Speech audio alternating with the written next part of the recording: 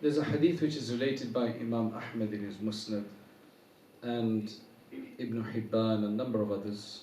The Prophet ﷺ said, "من يريد الله به خيرا استعمله وفي رواية عسله." Whoever Allah subhanahu wa ta'ala intends good with, He uses him. استعمل, uses him. In another version it says عسله. فقيل يا رسول الله ما عسله أو ما استعمله.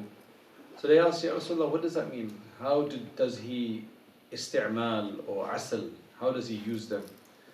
So the Prophet ﷺ said, يوفقه لعمل صالح قبل موته يرضى عنه من حوله أو يرضى عنه جيرانه. There's various versions. That Allah subhanahu wa ta'ala gives them the tawfiq. That means divinely enables them, facilitates for them to do something before their death, before they die, that people around them will be satisfied and will remember them in a good way, that mashallah, look at what they did for the deen. So one of the secrets of doing things for the right reason, to do everything you do for the right reason, is to have the best goals in mind. If your goals, the purpose, you're doing whatever you're doing, if that is praiseworthy, then all the means that you adopt to do that thing will also become praiseworthy. Even some of the mundane actions, even some of the normal everyday actions. So what happens is that when you come to Islam Academy, you get, mashallah, a boost of iman, because you're in the environment. This is what it's the purpose of this place, is to create that. Alhamdulillah. And more places like that should be established, because you need people to be able to access these places in all cities for this to happen. Our way of living, our way of Islamic living, has to come with ilm and education. Imam Dhahabi rahimahullah was one of our greatest muhaddithin.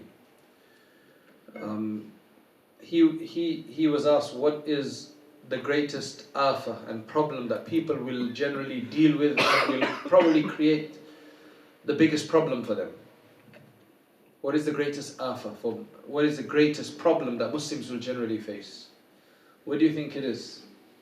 People will say attacks, internal attacks, external attacks, fitan, etc., etc.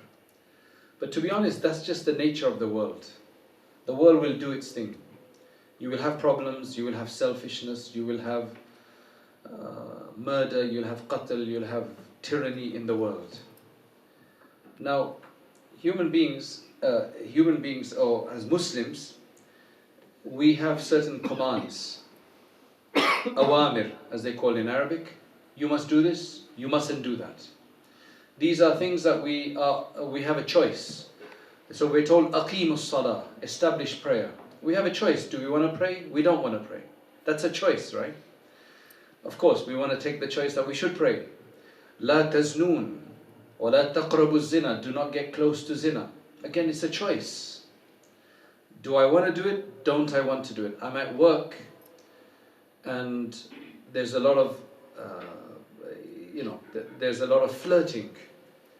La taqrabu zina. It's a choice. Should I do it? Should I not do it? Just because my wife is not watching me, she doesn't know, so it's okay. But what about if she finds out? That's a choice. So those are the acts we have where we choose a way, and we're expected to choose the way of the Sharia. Then on top of that, there's another layer of things that happen to us where we don't have a choice. For example, a difficulty arises. A problem comes about. You have a problem with your car. You have a problem with something leaking inside the house. You suddenly lost your job. Or some other loss took place in life. Now there you don't have choices. It's already happened. So there our responsibility is a different type of responsibility. That's where we must make sabr. That's where we must be patient. And Allah subhanahu wa ta'ala has told us, the Prophet ﷺ has told us how to act in both of these situations. So in the first ones, we're supposed to listen to the command of Allah subhanahu wa ta'ala, command of the Prophet ﷺ, and do the best that we can. Just because we can't always do it, or sometimes we fail, sometimes we may miss a prayer, that shouldn't make us feel that it's not worth it. Because Allah subhanahu wa ta'ala says, فَاتَّقُوا اللَّهَ مَسْتَطَعْتُمْ. Fear Allah as much as I think you can. The challenge many of us feel is that where you're not living, I think the biggest challenge, and I will let you ask questions inshallah afterwards, but I think one of the biggest challenges people feel is that if I'm not fully doing something Islamic, then that means I'm not being Islamic. And while some of that is true, we get so engrossed in our everyday life. We get up in the morning, we have to get ready for work. We rush for work, we do work, and our work is just, sometimes you enjoy it, sometimes you don't. Because sometimes you're just doing to make some money, to make a living. And sometimes you may even feel a bit ethically, is this the right kind of job? Should me as a Muslim be doing this job or not? These are some of the challenges that we're facing. Then we come home, and then if you're married, if you have children, you've got those demands. You've got demands of doing shopping, you've got demands of paying bills, you have demands of maybe there's relatives. And we feel that the only time we can be properly Islamic is if we go to the masjid, or if we come to Islamic Academy, or something like this. So when we're not here and getting the Imani boost, we feel like we're not getting anything. And if we're not getting anything, then it means that we're not getting closer to Allah subhanahu wa ta'ala. That's why the best way to actually stay close to Allah subhanahu wa ta'ala all the time is to make everything that we do, including the everyday things of our life, whether that be cooking or cleaning or looking after the children, teaching, going to work, all of that, if that is Islamic, if we make that Islamic, then all of that spiritually, we will feel inshallah close to Allah subhanahu wa ta'ala all the time. You see, Allah subhanahu wa ta'ala says in the Quran, الَّذِينَ يَذْكُرُونَ اللَّهَ قِيَامًا وَقُعُودًا وَعَلَى جُنُوبِهِمْ. Those who praised, Allah praises these people who remember Allah subhanahu wa ta'ala standing, sitting, and on their sides. Now, if you look at it, that if generally a lot of people think dhikr, remembrance, is to sit down and read, take a tasbih, and do a certain amount of wird. That is a dhikr. But dhikr is more than that. Dhikr is a presence of the heart with Allah subhanahu wa ta'ala. That's why some of our mashayikh of the past, especially when you're talking about the Naqshbandis, for example, if I take that name, they have the concept of your hand is on your action and your heart is with Allah subhanahu wa ta'ala. In Persian they say dil bayar, dast bakar, dil bayar. Dast bakar, dil bayar. It's Persian, which basically means, dust means hands, and dast bakar, kar means work. So when you're working, you're engaged in work. Whatever that is, you're an engineer, you're a mechanic, you're cooking, whatever work. But your heart is constantly thinking about Allah subhanahu wa ta'ala. Now that's obviously a wonderful state. It sounds great that whatever I'm doing, I can be thinking about Allah subhanahu wa ta'ala. The difficulty is, how do you achieve this state?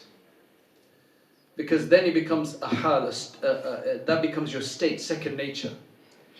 But obviously the way to do that is to, there's a methodology for that. The other thing that they say is the concept of khalwat, dar and juman. These are all Persian terms. I don't know if they're from other languages as well, but definitely khalwat is Arabic anyway. So it means solitude even when you're sitting among people. When you're sitting among people, you're still connected to Allah subhanahu wa ta'ala. Connection to Allah subhanahu wa ta'ala, that's what you call true spirituality, is something that we need to achieve wherever you are. If you're going to think about Allah subhanahu wa ta'ala, wherever you are, whatever you're doing, then you will not feel that shaitan is overpowering you. Because as soon as you do dhikr of Allah, shaitan retreats. So then inshallah, because look, you're going to have to earn a living. You're going to have to do mundane jobs in your life. The shaitan is tricking us to make us feel that when that's happening, I'm not connected to Allah. I can only be connected to Allah when I go to the masjid. But because I cannot go to the masjid, and nobody can sit in the masjid unless you're in i'tikaf. But you can't do i'tikaf all of your life. You got responsibilities. Earning a living is also a reward, is also a job, as long as you're doing it for the sake of Allah. Earning a living for yourself is also for the sake of Allah subhanahu wa ta'ala if you do it for the right reason. So, shaitan makes us think that we're disconnected, and we are disconnected until we can bring Allah subhanahu wa ta'ala in our lives for everything. So the way to bring Allah subhanahu wa ta'ala in our lives for everything is to first have a daily schedule. If you don't have a daily schedule, everybody has a daily schedule, but the schedule is the main things of the day. So what would be your schedule? You get up in the morning, you pray Fajr, hopefully, inshallah, and then you go for work. The work, very important. Or school. If you're a student, then it's school. For some of our women, it will be that I need to get the children ready and take them to school. Right? Or I need to make breakfast. Or I need to prepare lunch or dinner or whatever the case is. I need to wash the clothes. I need to do this, I need to do that. Those are all responsibilities that we all have. We can't get away from those responsibilities. These are responsibilities. Everybody has a responsibility. Allahumma salli ala Sayyidina Muhammad. What we want to do is, as Imam Ghazali rahmatullahi alayhi says, that make sure you have a time allotted for everything you do. وَأَنْتَ لَا تَتَعَدَّاهُ. Make sure that every time that you have is organized. وَبِهِ تَظْهَرُ بَرَكَةُ الْأَوْقَاتِ.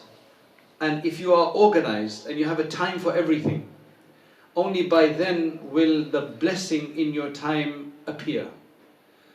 Time is there. Time is from Allah subhanahu wa ta'ala. If we organize our time, that this time I'm going to do this time I'm going to do this time I'm going to do this, and you make sure you keep to that time as much as possible, then you will be able to get more in, because you will know whether you have time for something or not, because you've already slotted it in. Within your time, every day, whether you can come, because some people, if you ask them how often do you come to Islam, they'll say once a week maybe, or twice a week, right? How often can you go to the masjid? Very few people, unfortunately, can go to the masjid 5 times a day. That's an accomplishment. But at least try to go once a day for any prayer, whether that Fajr, Isha, whichever prayer is convenient for you, at least. If you don't live too close. I'm not really sure how close people live here. But in London, mashallah, there's maybe 200 masjids. In the city, there are 1 million Muslims, about 200 masjids. And masjid from my house, 5 minutes walk. So you don't have to use a car or anything. So we try to go more than once a day. You have to go 2, 3, 4 times a day, as much as possible. Where you can't go to the masjid, then you do a jama'ah at home. You congregation at your home with your family. So inshallah, you'll get the barakah of jama'ah. And that's more than that, you get more reward of doing that than to pray alone. Even when you pray alone, when you pray with your family, like husband and wife, if there's children, or just husband and wife, you get the reward for a jama'ah, which is more than.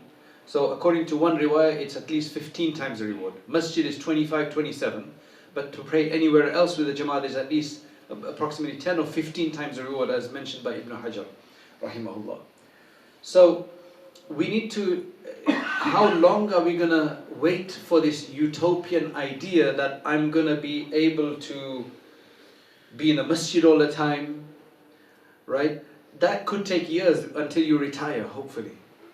So what we want to do is we want to change every day what we do. We want to make that Islamic, so that we actually feel the spirituality in everything that we do. So some suggestions is that at home, because physically, if you want to come to the masjid, or you want to go and to a dars, everybody should try to have at least some dars, as much as they can fit in. Because as I was saying, let me finish off Imam Dhahabi's opinion. Imam Dhahabi was mentioned that one of the biggest calamities that this ummah will deal with is going to be jahl, ignorance. Ignorance is a very, very dangerous thing. As some of you who were here in the early class, if you just had heard the hadith of the Prophet ﷺ in certain situations about avoiding disputes, why you should avoid a dispute, because you get reward, a place in paradise. Al-Badi'u bis-salami bari'un min al-kibr. The one who says salam first, he's free of pride and arrogance. When you know these things, then you can just lead a better life. When you don't know, then shaitan creates all kinds of problems in our mind, create all kinds of confusions in our mind, turbulence in our mind. We don't feel good. There's some people, they want to study Islam, and they've had this idea for a long time, but they want to study in a Muslim country. They're saying, I need to go to Egypt. Before it used to be Syria. May Allah make it, may Allah bring the stability and goodness to Syria and to all these other countries. But right now I can't go because I've got family commitments, I have to earn a living, I have to do this, I have to do that. So they end up not doing anything. MashaAllah, locally, whatever you have, you take the benefit from that. Just because you can't get something fully, doesn't mean you have to abandon it completely. As the saying in Arabic, Ma la yudrak kulluhu la yutrak kulluhu. Or julluhu, you can say, yes. Whatever you can't fully acquire, you don't fully abandon it either. You get a bit. I've seen people for so many years, up to 10 years, I need to go out. And then finally they decide it's never going to happen. In this time, had they just studied locally or online, they would have been somewhere. These are all ways of shaitan's deceptions. If he allows you to even think about it, he won't allow you to do it. So shaitan will use various different types of deceptions to limit what we do. And he'll keep making us feel bad, but we don't do anything about it. Somebody wrote to us recently. He said that I had made a vow, nadar to shay'an, that if such a thing happens, then I will become a scholar. I will become an alim. But alhamdulillah, that thing took place. The whatever I had asked for, alhamdulillah, took place. Now how do I fulfill my vow of becoming an alim? Because I don't have time. I've got obligations, I've got responsibilities. Now this is a bit of a complicated fiqhi issue. But number one, this nadar is not valid. A nadar, vow, is only valid for ibadat. Right? So for anything like sadaqah, because there's a zakat, salat, because there's fard prayer, fasting, hajj, things like that. But then what we told him is that your understanding of alim is Sheikh Salahuddin, like somebody who's gone and studied for this many number of years and got ijazat. Now that is an alim, of course, but an alim is also somebody who just learned some more. And you've got your whole life ahead of you. Just because you can't do something right now doesn't mean that you're going to leave it. So the idea is that we are getting older, where our time in this world is short. So every year, every week, every month, every year, we want to do something, even if that's a weekly course, even once a month course, so that we can say at the end of every year that I know that much more than I did last year. The way we do is, let's take stock of ourselves, that how much different am I? And Ramadan is a good time to do this. How is this Ramadan better than my last Ramadan? How am I this year better? What more did I learn this year than last year? What more have I introduced in my life than last year? Am I closer to Allah than I was last month or last year? And in every year we want to do that until we die. Can you imagine if that's our focus, just month to month, year to year? By the time in the next 10 years, can you imagine how much you could increase? Because believe me, there are so many people, I've been watching them, and I'm not judging anybody, but I've been watching from my local community when I was 7, 8 years old. And these are people who've lived in the same community. If they've been coming once a week to the masjid for Jumu'ah, even though they live just down the road from the masjid, still there's some people who are still only coming once a week to the masjid, which is on Jumu'ah. I'm not judging that they're not praying or anything, but there's no improvement. See what I'm saying? There's no addition. Aren't we supposed to be getting closer to Allah every year? So The ways to do this is that we want to increase our knowledge. If we increase our knowledge, we will want to do more action, because how are you going to know how to get closer to Allah if you don't increase your knowledge? There could be simple ways while you're sitting at home, while you're doing your job at work, that you could be turning all of that into a reward for free. And you don't know because we don't have the knowledge.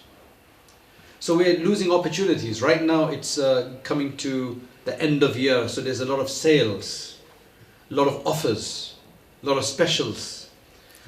In England we have a website called Hot UK Deals. So you go on this website and people put on there all the special sales and deals. Now, the only way you're going to find out if there's a deal is if you go to the website. So the more you learn, the more deals you'll get. That's the benefit of becoming an alim.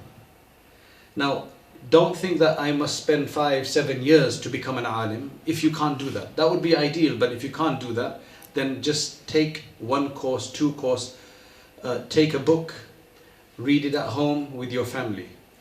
One of the best things is to create the environment at home, especially if you're going to have children. You need to get them used to reading the right things. A lot of people, they ask, how do you get your children into reading? The way you get your children into reading is that you read to them first. From the age of 1, 2, you read them a storybook. And the storybooks you read, you can read any storybook, something with good morals and character and ethics in there. But this is the time when you can read to them the stories of the prophets, alayhim salatu wassalam. Because anything you read to them at that time is going to stick in their mind. And for us, as in our deen, we want to come in the name of Allah and we want to go in the name of Allah. That's why when a baby is born, you say you give the adhan in the right and the iqamah in the left ear, because so it comes and introduced into the world with the name of Allah. And then hopefully whoever's last words, akhiru kalamihi la ilaha illallah. So in between that, you want to read to them. And if you read to them, you see, a lot of people, they say, I don't want, my children are addicted to watching. They don't read. We have all these books, but they don't read. Well, how are they going to read when you didn't show them what the benefit of reading was? How do you show them the benefit of reading? You read to them from a young age. So then they will associate good stories, good morals, excitement in a book, because you read to them from a book. So then they'll want to pick up books and read them. So these are small things that we can do to make our home environment better. So what we told this man is, look, whether your nazar is valid or not, you've got your whole life. All you do is just dedicate yourself to reading more. So you come to your ulama, your scholars, and you ask them, what books can we read? At home, ta'aleem, right? Actually, a number of people, this marriage book, they've started reading with husband and wife, not children, just husband and wife. That let's do ta'aleem from here. There's other simple books that you can have where there's no confusion in those books. Riyadus Salihin should be okay. But there's you have to avoid because you don't want to start until you've learned more, and then you can take a course, then you can maybe teach that to your home. Basically, at every time, every day, just try to be doing something, whether you're at work or whatever the case is. Now at work, one thing is that you want to increase yourself and enhance yourself. But the other one is that there's 2 things, right? One is you want to do good deeds, the other one is you have to stop bad deeds. So stopping bad deeds is you have to avoid places of fitna, avoid places of temptation, avoid places of sin. Now, many people, one of their biggest challenges is at work, because you have to go to work and you can't always find a job. I mean, sometimes you do have crazy people. Once this woman, she called me and she said that I'm in a situation where my husband cannot find a job where it's no free mixing, like totally halal, you know. So because of that, he then forces me to go out to work. She wears a niqab, she forces me to go out to work. I said, that's crazy. Right. So you have strange people like that. But what we need to understand, maybe this is moving into the marital issue a bit, but it's important, because if you don't have stability at home, how are you going to have stability? Stability is very important. And one of the big complaints that women have is that my husband flirts too much with people. He has WhatsApp messages coming from co-workers. Now the thing is that in the husband's mind, he thinks this is harmless. It's just a colleague at work. It's just a few banter. In English we call this banter. It's just a few innocent messages. But are they innocent? You know, you may think that this is my boundary. I don't want to commit zina. It's just a laugh. It's just a bit of a joke, right? Because you see, it's a bit of a situation, whether for men or women, you're going to work, you're using 7-8 hours of the freshest time of your day, right? And you're going to get dressed to go to work because you have to be presentable at work. So people spend time, you know, making themselves presentable in different ways. They go to work, and then what happens is they're using 7-8 hours of the most productive, freshest time of their day with colleagues. Now what happens is that if I'm working with Sheikh Salah on something and we, mashallah, get success, we're going to feel, alhamdulillah, you know, there's going to be a feeling of emotion closeness, so you don't do high fives, right? No. Right? So, you know, they do high fives. This is a way to just show, hey, you know, we did this together. And if you fail, you have a problem, then, you know, when you do something together with somebody, it creates a bond. You start learning about one another. So now, if you're at work in a project with a man is with a woman, right? There's going to be some emotion there. And a lot of marriages, they have problems because of this. Then you come home, you're tired. 7-8 hours, tough day at work, you come home. You want to get into more casual, comfortable clothing, right? Or pajamas. And you got no time for anything else. So then you can see the difficulty in this. And this is where, subhanAllah, from the feedback I get, I don't work in that kind of environment, but the feedback I get that this is where a lot of people have a big issue. And then sometimes what happens is that the wives become paranoid about this. And that's a difficult, because then they start looking through the phones and emails, watching who is he going with. And sometimes there's nothing, and sometimes there's a bit, but not. The men think it's not it's not going beyond the limits.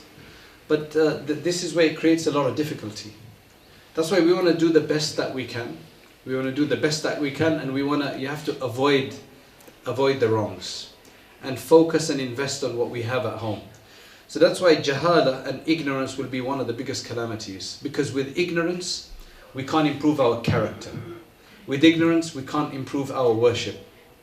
With ignorance we cannot improve our purity or anything else for that matter.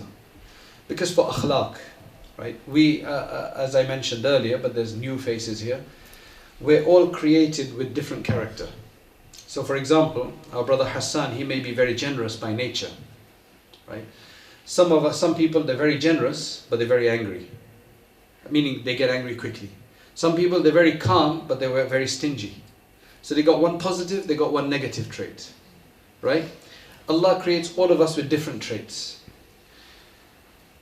Now, if we understand what's good and what's bad, because there's some people who say, that's how I am, I'm not going to change. You must change. We all need to change, and the reason the Prophet ﷺ encouraged good character is because it's something that can be improved. There's some people, they're very arrogant, and what they do is they basically control everything wherever they go. Everybody else has to just sit back. I've seen such people that sometimes, you know, and they actually even say, I'm not going to change, this is the way how I am, you better take it or leave it. Right? If you don't, then tells his wife, if you don't like it, I'll give you a divorce. Tells the kid, if you don't want to live with me, get out of here. You know, they act like this, like a tyrant. Subhanallah. I've seen such people, they've contracted a disease. They get cancer or something, and you see they become totally different people. They become so humble that, you know, like, is this the same person? Why are we waiting for Allah subhanahu wa ta'ala to basically bring us to that level? We can change. We can definitely change. Where I've benefited the most from is to read these books by Imam Ghazali, rahimahullah, these where they talk about he speaks about the issue. For example, I was Imam in a place in America, Santa Barbara, for 8 years. So how many weeks how many Jum'ahs in a year? 50, 52, 56? MashaAllah. MashaAllah. As far as I know, it's about 52, right? So I was the only Imam in town, so I had to give 52 talks a year. Jum'ah, taqriban, at least 45 to 50. So I started reading Imam Ghazali's Ihya Ulumuddin, the section on Afatul Lisan.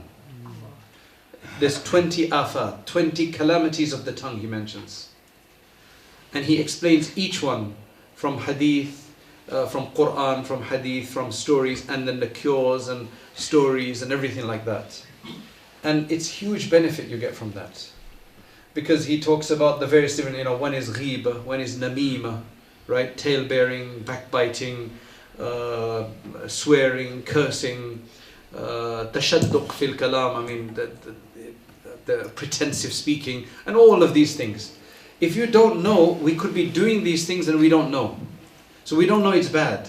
And others are not willing to tell us. Because not everybody is so honest. Not everybody is going to correct us properly. And when people do, they criticize us. So we think it's wrong.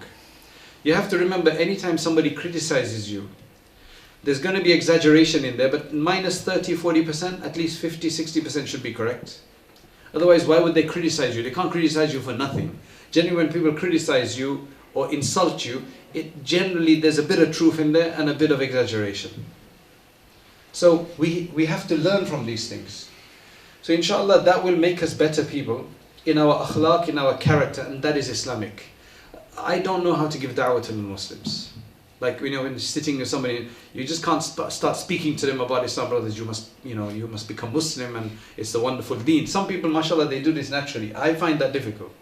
So I used to be worried a long time. Then I thought, subhanallah, there's one da'wah we can all give to non-Muslims, whether at work or whatever, which is to basically just improve our behavior and our conduct. People are looking for good conduct today. Good conduct will be witnessed, noticed, and acknowledged and appreciated wherever you go. It doesn't matter who it is. When you have good character, whether that be in your dealings, in just closing the door behind somebody and opening the door for somebody, asking somebody wants a coffee, simple things like that. You do it for the sake of Islam, for the sake of Allah subhanahu wa ta'ala, and you're rewarded for it. See, what I'm trying to say, take this example. The Prophet ﷺ said there are 70 something branches of faith. 77 or so, 70 plus branches of faith. Shu'abul iman.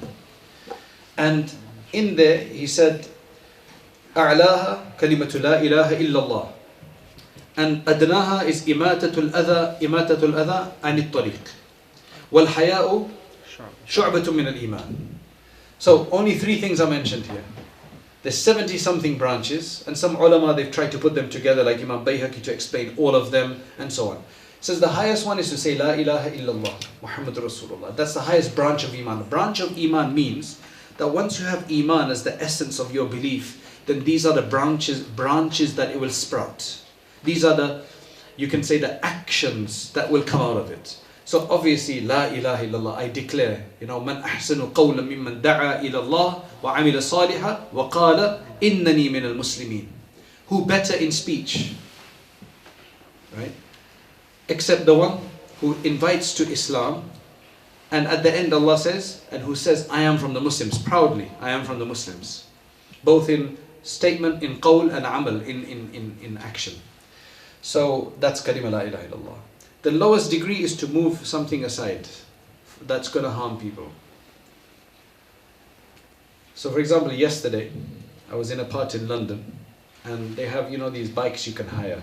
So the one had fallen, and it was rainy, and and there was a lot of mess there. So we're trying to go past. Now we had to jump over it. So at that time we thought, subhanAllah, that's the hadith. The hadith says, other people are going to want to go past. So we picked it up. It was quite heavy. We picked it up. What the muhaddithin writes here is that this is the lowest branch of iman. And if you're going past and you don't pick up something which could be harmful to somebody, and you can't even do that, and that's the lowest branch of iman, what made it the strength of your iman be? If that's the lowest degree of your iman. وَالْحَيَاءُ شُعْبَةٌ مِّنَ الْإِيمَانِ. And then the Prophet ﷺ speaks specifically about haya. Haya in English is very difficult to translate because you need concepts. You need concepts. And if people have lost the concept, there's no word for it. For example, in Arabic we've got a term called shamatatul a'da, which means to get happy when your enemy is being afflicted. You know, if your enemy gets afflicted somehow, you get excited that good for you, you deserve it, type of thing. That's called shamata. We're not supposed to be rejoicing when your brother becomes afflicted. Now in English, apparently there was no used word for that. So they took it from German. Do you guys have a word for it in Swedish? Huh? That's Schadenfreude is German, by the way. Right? So they took it from English. Now that's what's used in English. But actually, you know what's interesting? There is a word in English that's about 300 years old, which is archaic. We actually have it, but they've forgotten it. So it's in the dictionaries, but now they're using a German word because they've forgotten that. It's a concept. Right? So likewise, haya, some people translate it in English as shyness, modesty, bashfulness, but none of them work perfectly for the concept of haya. And the reason the Prophet says haya is iman, it's one main branch of iman, is because haya, if you have, it will help your iman. It's one of the most effective aspects of increasing your iman. But now what I want to explain is that let's just say there's somebody who's shy by nature, introvert. Anybody like that here? Somebody who's introverted, who's shy, who doesn't speak much in public. Right? There's a few people like this. Do they get reward for the shyness? Natural shyness? Will they be, is this haya? Will they be rewarded for this? What do you think? So let's just say that there's an opportunity to do sin. The only reason they don't do it is because they're too shy. They don't want to push themselves forward. Nothing to do with Islam. Nothing to do with fear of Allah. They're just too shy to make a move. Will they be rewarded for this? Yes. No. They're not rewarded for it. They're going to be sinful because they didn't do anything, but they're not going to be rewarded for it either. But if you stayed away because you said, no, la hawla wa la quwwata illa billah, this is wrong. And you stayed away, you're shy to do it because you know Allah is watching, you get rewarded. You see the difference? So now let me explain something. Haya, if you say it's haya fitri, which means that I'm just naturally a shy person, naturally an introverted person. I don't curse people, I don't respond to people. You don't get reward for that. But if your shyness is for the sake of Allah, then that is haya. Because that's haya imani. The way they've separated is this is haya fitri and haya kasbi. So one is just natural, that's just the way I am. And the other one is where you have acquired this haya or you've implemented it. But to be honest, if the person who is naturally shy can learn about this, then much of his life can become haya imani, because then he'll be doing for the right, it'll be easy for him because that's how he is anyway. See the difference? So there's so many things like this. Another one is when the Prophet ﷺ said to Umar radiallahu anhu, who's the most beloved to you? So he said that, you are more beloved to me than everything except myself and so on. The Prophet ﷺ said that's not enough. So then he turned around for a bit and then he said, okay, yes, now I can say you are more beloved to me than everything, including myself and everything. So then the Prophet ﷺ said to him, Al-an, now you've got the true iman. Again, the same thing. One is iman, hub. There's some things which you have a natural love for. That's called hub fitri. It's just a natural love I have for something.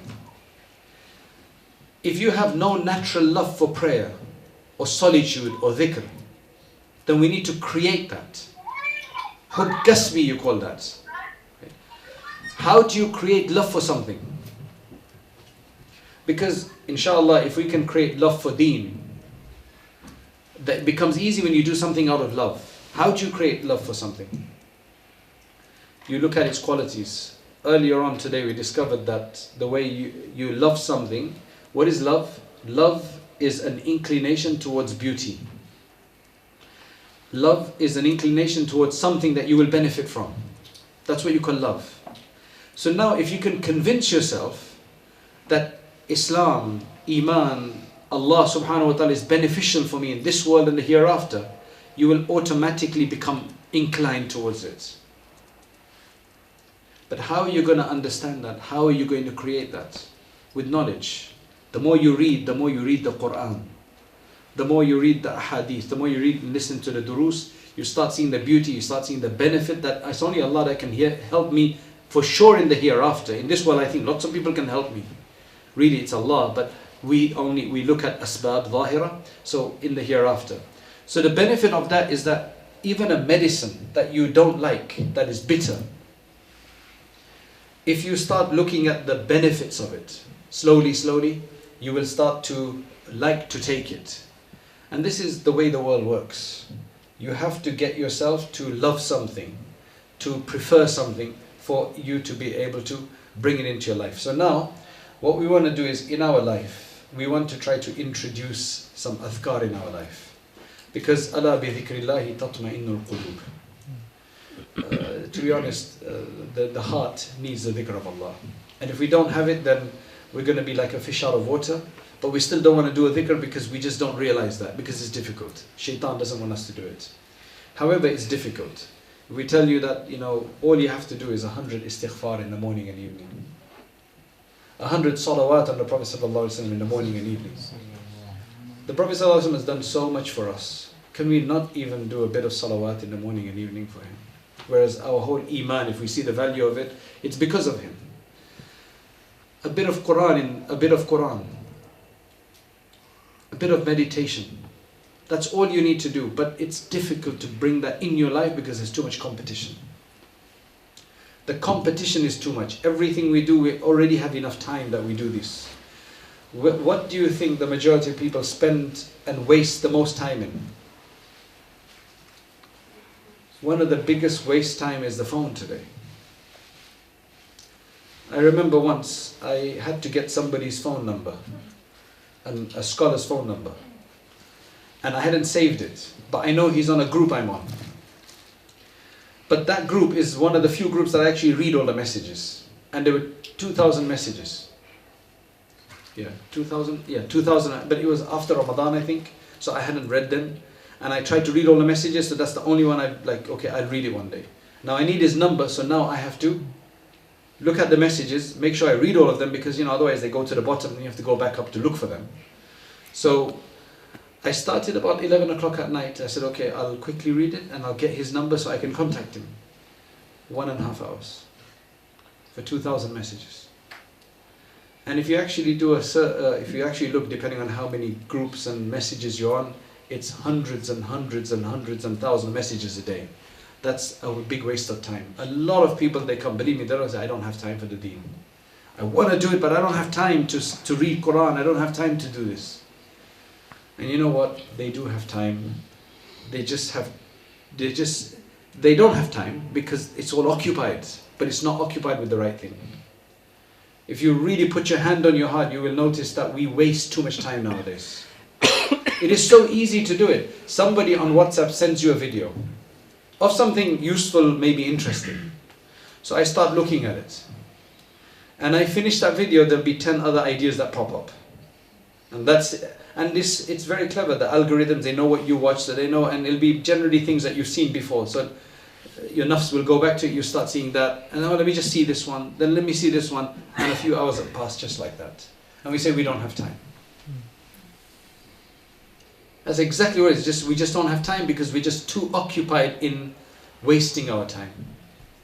And 15 years ago, 20 years ago, if you wanted to waste time, you'd have to actually call someone, or you'd have to go outside to the cafe, or Four Roads, or outside the masjid or whatever. Now you don't need anybody to waste time with because you got enough time to waste time. So it's a new challenge. It's a new challenge. So these are lots of disparate ideas. Right? Because the brother told me, I asked him, what's your objective of this title of the talk? So he said, well, this is that a lot of people are feeling challenged and so on and so forth. So this is what we want to do. So to conclude, let us stop wasting too much time and fix a time for everything. Then the barakah will come in our time. Let us introduce in our life a number of adhkar. Simply put, just believe me, if you do this, this is science by the way. If you do this for 3 months and it doesn't work to you, come and tell us. But if you do 100 istighfar in the morning, bas astaghfirullah rabbi min kulli dhanbi wa atubu ilayh, 100 times in the morning and evening. The benefit of that will be that when you do it in the morning, all the wrongs you've done from the night time, inshallah, will be forgiven. When you do it in the evening, all the day's wrongs will be forgiven. So it's like taking 2 showers a day. Right? That's purification. Then you do salawat on the Prophet sallallahu alaihi wasallam. He said, "Man salla alayya wahida, sallallahu alayhi biha ashra." Whoever sends 1 blessing on me, Allah will send 10 on him. Even 1 blessing upon us is subhanallah. That's amazing. So you do 100 salawat and you get 1,000 blessings on you. Right? And we need that because that's like perfuming, that's blessing. Morning and evening. Then you read a bit of Quran. Quran has a huge barakah. It's Healing. It's a healing of the heart, it's a light of the eyes. And without the Quran we'd be nowhere. And there's a special barakah in the Quran. So you read some Quran every day, even if it's 1 page, half a page, whatever it is. And then just spend 5-7 minutes with Allah. You're saying, I'm praying. The problem is that if our prayer is mechanical, then we're not really spending time with Him. We're doing the motions. So how do you force yourself to learn tadabbur and tafakkur and concentration and devotion and focus? Just sit 5-7 minutes a day, just sit and do some kind of meditation. There's many different types of meditation. One I will suggest, which is very powerful, very useful, you can try it and you will feel the contentment. You just sit, close your eyes, just look down, make sure nobody's bothering you, put your phone off or silent or whatever, all beeps, lights on your phone off, and you just sit down, close your eyes, look down, just focus on your heart. And just imagine Allah's mercy is descending on your heart. Because Allah's mercy is always around, you just want to attract some of it to your heart. And then your heart says Allah, Allah, Allah, Allah, without your tongue, just with your heart. It provides so much peace. Allah says, وَاذْكُرِ اسْمَ رَبِّكَ. Remember the name of your Lord. You say, I must remember Allah. How do you remember Allah? What are you going to think of when you remember Allah? You know, people say, we're told, remember Allah. And people are like, what do I think of? You can't put Allah in a form. What Allah tells us is, وَاذْكُرِ اسْمَ رَبِّكَ. Remember the name of your Lord. So you think of Allah's name and Allah will give you from there. Just taking the name of Allah is so beneficial. La ilaha illallah. Allah. You don't have to make any major movement of your tongue. Just look at how easy this word is, this term is. La ilaha. Just look at my tongue. La ilaha illallah. Not a movement.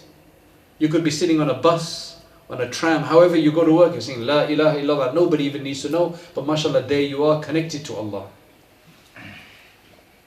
La ilaha illallah. Allah. So anyway, you sit for 5-7 minutes and you just think about this. The benefit of this is that it's so powerful. When you do dhikr with your tongue on a tasbih, if I take a tasbih and I'm saying Subhanallah, Alhamdulillah, Allahu Akbar, it's wonderful. It's wonderful. The only issue is that our mind may be somewhere else. We're doing this, it's still good. It's still better than not doing it. But when you actually do this 5 minutes, it will force you to focus on Allah. And a lot of people will find focusing even for 5-7 minutes very difficult because we're in a distracted generation. Our generation is very distracted because the phone has distracted us. Just check this notification, check that one, from here, from there. We're very distracted. So just 5-7 minutes, just focus. Every time you get distracted, come back and focus. Just 5, 7, 10 minutes maybe. And you will see inshallah that the light of Allah will come in your heart. That will improve our prayer, our salat. We can concentrate. It's a practice. It will benefit us in every other way inshallah. But this will be very difficult to introduce in our life. You may do it tomorrow, right? Because you've just heard it right now. You may be pumped up. You might do it tomorrow. You might do it the next day. But then after that, you won't. So the way you do it is that, as Ibn Ata'illah rahimahullah says, he says that you force yourself to do it first. You have to, you see, you have a tartib in your life, in your daily routine, everything you do. Okay, this time is for YouTube, this time is for soccer, this time is for, you have. Now we need to push it in. Once you push it in, then it becomes part of your nafs becomes used to it, then inshallah it'll be easy. So that's why at least once a week, you should also listen to a spiritually motivating lecture. Because you will start feeling down again when you feel the spiritual motivation. If you come to the majlis, if you come to a class, and if you're somewhere else, you can't come physically, then listen to something online. So inshallah, as I said, if for just a few weeks you do istighfar, salawat, Quran reading, and some of this meditation, and you still don't feel close to Allah, unless you're doing lots of sins, you have to try to avoid sins as well. If you don't feel close to Allah, come and tell us. But this is guaranteed it will work inshallah, because the name of Allah has this blessing. So if we inshallah bring that in our life, and we learn more so that we can make our work for the sake of Allah, for the sake of taking care of our families, whatever mundane jobs we do at home or whatever the case is, then inshallah that will take us closer to Allah, and we will feel inshallah much more connected. And anybody who feels connected to Allah subhanahu wa ta'ala, he or she is an inspiration for others. Otherwise you're complaining, oh we're so far from Allah, we're so far from Allah. That in itself is a bad complaint. It's a good thing that you feel like that, but we want to be closer to Allah subhanahu wa ta'ala. So we ask Allah subhanahu wa ta'ala to really bring us close to Him, grant us His love. Allahumma rzuqna hubbak wa hubba man yanfa'una hubbuhu indak is a dua that we should always make. Right? Allahumma rzuqna hubbak, which means, oh Allah, grant us your love. And the love of those whose love benefits us in your court. That will, inshallah, Allah will then surround us with people who will not take us away from the love of Allah. So that's all I have to say for today.